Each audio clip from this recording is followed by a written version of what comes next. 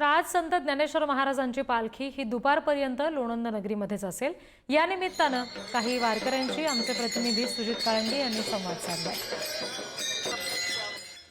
काय बाबा काय सांगाल आता आपल्याच भागातनं लोणंदला जाऊन पुन्हा आता आपल्या भागात येत आहे, कसं वाटतंय? अगदी आनंद वाटतोय तिकडून आळंदीहून इकडे येणार बर आनंद वाटतो। हा आता गावाजवळ पोहोचणार, मग काय पंढरीला जाणार का गावात जाणार पहिले? पंढरीला बर बर गावात नाही। का बरं गावाची ओढ नाही का? नाही नाही पंढरीची ओढ सध्या पंढरीच्या वारीत असल्यावर पंढरीची माव 91 नंबर दिंडीतली ही सगळी मंडळी आहेत।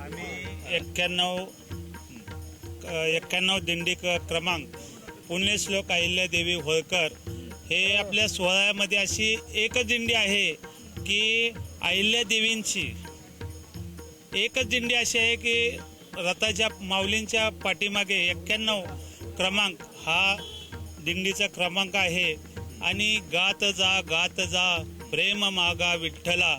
बाबा काय सांगाल कसं आता आळंदीपासून चालतंय काय आळंदीपासून पंढरपूर चालपर्यंत हा सुख सोळा स्वर्गी नाही। म्हणजे जीवनात जे काही सुख असतं ते सुख जर कुठे मिळत असेल तर पंढरीच्या वारीसारखं या जगात कुठेही सुख नाही। आणि ह्या सुखाचा अनुभव गेली 20 वर्ष आम्ही घेत आहे।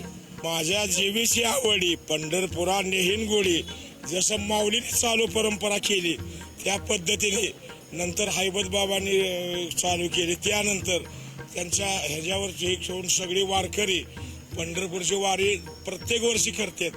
एवढीच इच्छा आहे की माऊलीने फक्त शेतकऱ्यासाठी पाऊस पडावा। हा मागणार का विठ्ठलाला सांगणार का? सांगणार ना बरं आता आपल्याला थेट आपली काही ओळख नाही विठ्ठलापर्यंत, सांगणार कुणाजवळ?